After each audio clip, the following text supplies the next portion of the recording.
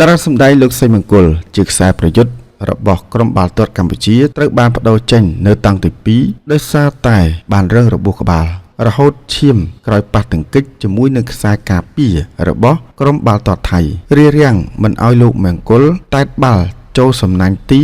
ដែលបញ្ជូនចេញពីខ្សែបម្រើស្លាប់ស្ដាំបើយោងតាមវីដេអូដែលបានបង្ហោះរូបគេហូរឈាមក្បាលហើយត្រូវបានក្រុមគ្រូពេទ្យពិនិត្យនិងជួយសង្គ្រោះភ្លាមៗលោកមង្គលមិនអាចបន្តការប្រកួតបានទេហើយភ្លាមៗនោះត្រូវបានគេសែងបដូរចេញតែម្ដងក្រោយរងរបួសក្បាលធ្ងន់ធ្ងរលោកមង្គលបានកាត់វីដេអូបង្ហោះលើផេកផ្ទាល់ខ្លួនតែត្រូវបានលុបចេញវិញភ្លាមៗដែលទំនងខ្លាចប៉ះពាល់ដល់ទឹកចិត្តកីឡាករក្នុងក្រុមហើយក្រោយបញ្ចប់ការប្រកួតមិត្តភាពអន្តរជាតិរវាងក្រុមបាល់ទាត់កម្ពុជាបានចាញ់ក្រុមតារាថៃ1-2ក្នុងពានរង្វាន់សតវត្សនៃព្រះធម៌កាលពីថ្ងៃទី8មីនាឆ្នាំ2025ដើម្បីអបអរខួបអនុស្សាវរីយ៍លើកទី75នៃការបង្កើតទំនាក់ទំនងការទូតរវាងព្រះរាជាណាចក្រកម្ពុជានិងព្រះរាជាណាចក្រថៃ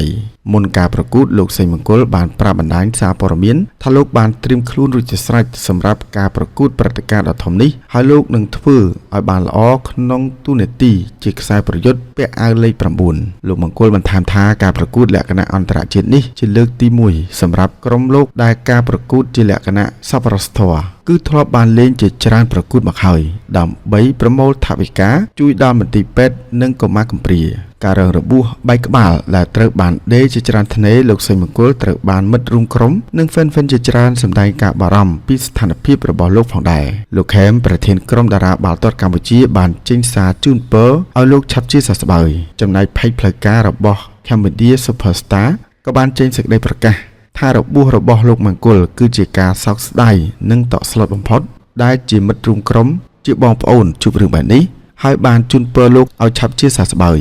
រីឯលោកឈិនឈឿនគ្រូបង្វឹករបស់ក្រុមបាល់ទាត់តារាកម្ពុជាក៏បានថ្លែងសារថាអារម្មណ៍សោកស្ដាយចំពោះរឿងកើតឡើងអាណិតកូនសិស្សខ្លួនឯងជូនពរបងឆាប់ជាសះស្បើយបាត់ស្លាកស្នាមបន្តការងារលោកសីមង្គលបាន